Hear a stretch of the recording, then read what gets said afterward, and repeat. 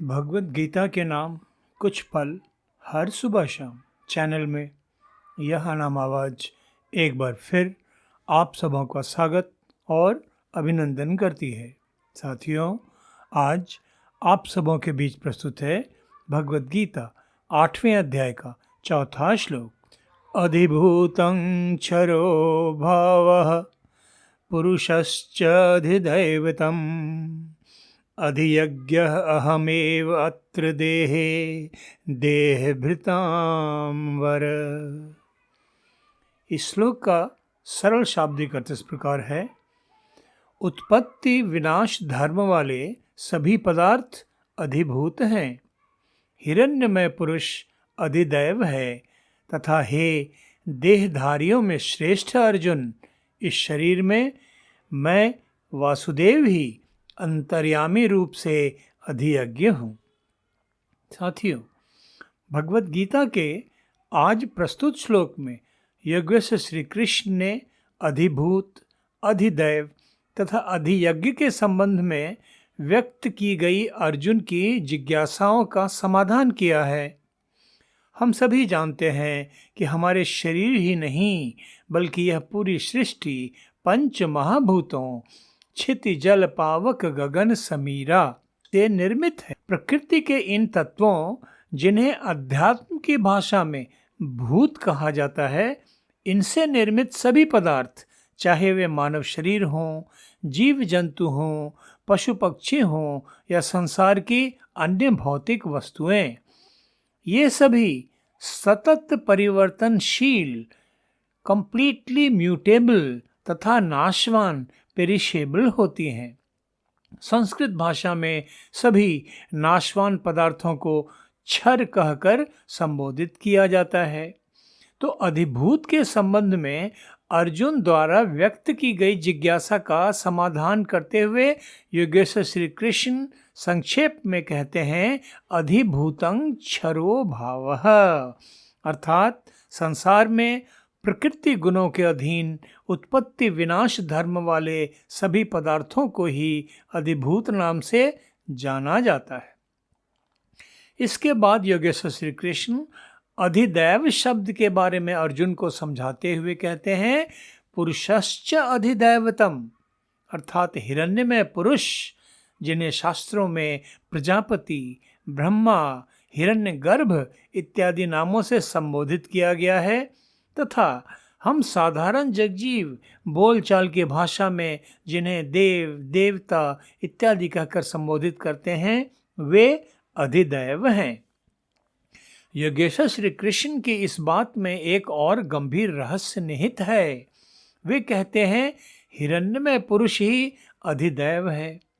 तो यहाँ ध्यानपूर्वक समझने की बात यह है कि योगेश्वर श्री कृष्ण कह रहे हैं कि विभिन्न अधिष्ठान देवता जैसे अग्नि देवता, वायु देवता, सूर्य देवता, चंद्र देवता इत्यादि देव देवता गण जिन जिन दैवी शक्तियों से संपन्न हैं, उन शक्तियों का स्रोत भी पुरुष यानी मैं ही हूँ, अर्थात ईश्वर ही उन्हें वे विशिष्ट दैवी शक्तियाँ प्रदान करते हैं।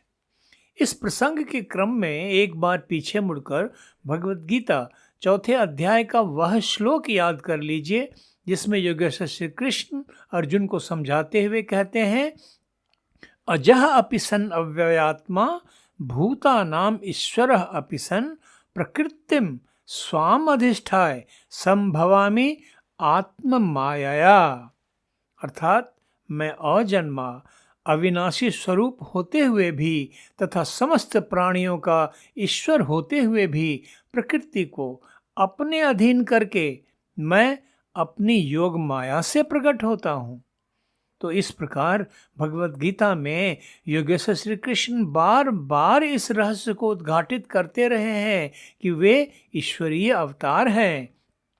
वे प्रकृति के अधीन नहीं हैं बल्कि प्रकृति को अपने अधीन करके अपनी योग माया से अवतरित हुए हैं।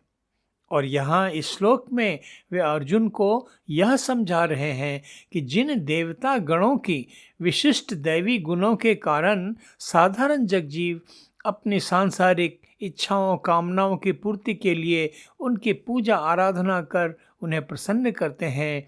उन अधिष्ठान देवताओं की शक्तियों का स्रोत भी पुरुष अर्थात स्वयं वे ही हैं। वे ही उन्हें वे विशिष्ट दैवी शक्तियां प्रदान करते हैं। साथियों, अभी 7वें अध्याय में ही हमने योगेश्वर श्री कृष्ण के ये वचन भी सुने थे। यो यो यांग यांग तनं भक्तः श्रद्धया अर्चितुम इच्छति तस्य तस्य अचलाम श्रद्धाम ताम एव विदधामि अहम। अर्थात जो जो सकाम भक्त अर्थात सांसारिक इच्छाओं रखने वाले भक्त जिस जिस देवता के स्वरूप को श्रद्धा से पूजना चाहते हैं, उस भक्त की श्रद्धा को मैं उसी देवता के प्रति स्थिर कर देता हूँ। इस प्रकार भगवत गीता के पिछले श्लोकों को याद करते चलने पर वर्तमान प्रसंगों के अर्थ अधिक स्पष्ट होते चले जाते हैं। तो यहाँ यह समझना महत्वपूर्ण है कि ईश्वर केवल देवी देवताओं की दैवी शक्तियों के स्रोत ही नहीं हैं, बल्कि सांसारिक कामनाओं की इच्छा पूर्ति की भावना से उनकी पूजा आराधना करने वाले सांसारिक जगजीवों की उन देवताओं के प्रति श्रद्धा को भी वे ईश्वर ही प्रेरणा तथा स्थिरता प्रदान करते हैं।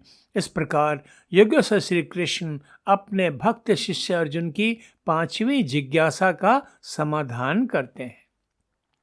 अर्जुन की 6ठी जिज्ञासा है अधियज्ञ के प्रति, तथा इसका उत्तर देते हुए श्री कृष्ण कहते हैं अधियज्ञो अहम एव अत्र देहे।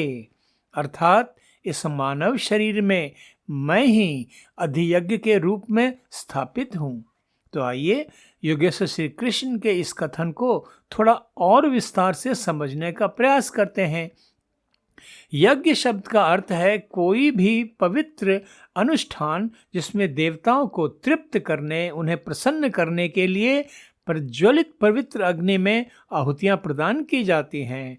भगवत गीता 4थे अध्याय में श्री कृष्ण ने अर्जुन को उपदेश करते हुए उसे यज्ञ के अनेकों प्रकारों के बारे में समझाया था तथा कहा था ब्रह्म अर्पणम, ब्रह्म हविः, ब्रह्म अग्नौ, ब्रह्मणाहुतम, ब्रह्म एव तेन गंतव्यम, ब्रह्म कर्म समाधिना। अर्थात यज्ञ में अर्पण की जाने वाली सामग्रियां भी ब्रह्म का ही स्वरूप हैं। हवन किए जाने वाले द्रव्य भी ब्रह्म ही हैं। यज्ञ हेतु प्रज्वलित पवित्र अग्नि भी ब्रह्म का ही स्वरूप है तथा ब्रह्म कर्म में स्थित रहने वाले योगी जनों द्वारा प्राप्त किए जाने योग्य फल भी ब्रह्म का ही स्वरूप हैं। अनेक योगी जन ज्ञानेंद्रियों द्वारा होने वाली समस्त क्रियाओं को संयम रूपी अग्नि में हवन करते हैं। अन्य योगी जन इंद्रियों तथा प्राणों की समस्त क्रियाओं को ज्ञान से प्रकाशित आत्म संयम योग रूपी अग्नि में हवन करते हैं। अनेक योग साधक द्रव्य संबंधी यज्ञ करते हैं, कोई तपस्या रूपी यज्ञ करते हैं। तो इस प्रकार संक्षेप में समझें तो योगेश्वर श्री कृष्ण कहते हैं कि मानव शरीर में अंतरात्मा के रूप में स्थापित होकर स्वयं वे ही विभिन्न प्रकारों से हवन की जा रही सभी आहुतियों को ग्रहण करते हैं। इसलिए स्वयं वे ही अधियज्ञ के रूप में शरीर में स्थापित हैं। साथियों, इस प्रसंग में एक और ध्यान देने की बात यह है कि यहाँ योगेश्वर श्री कृष्ण अर्जुन को देह भृताम वर कहकर संबोधित कर रहे हैं, जिसका अर्थ है समस्त देहधारियों में श्रेष्ठ पुरुष। 7वें अध्याय में वे पहले ही कह चुके हैं कि समस्त जीवों का सनातन बीज स्वयं वे ही हैं। बुद्धिमानों की बुद्धि तथा तेजस्वियों का तेज भी वे ही हैं। तो इस प्रकार के संबोधन के द्वारा वे अर्जुन को संकेत रूप में समझा रहे हैं कि उसमें भी स्वयं वे ही विद्यमान हैं। अर्थात यह सारी सृष्टि बस और कुछ नहीं, परम पुरुष परमात्मा की ही लीला है, उन्हीं का खेल है। इस सत्य को समझने, आत्मसात कर लेने के बाद मनुष्य ईश्वर के प्रति पूर्ण रूप से आत्मसमर्पित हो जाता है, संसार बंधन से मुक्त हो जाता है। आज बस इतना ही। भगवत गीता 8वें अध्याय के अगले श्लोक के साथ शीघ्र ही फिर आप सबों के बीच उपस्थित होऊंगा। तब तक आप सबों के लिए अशेष मंगल कामनाओं के साथ धन्यवाद। नमस्कार।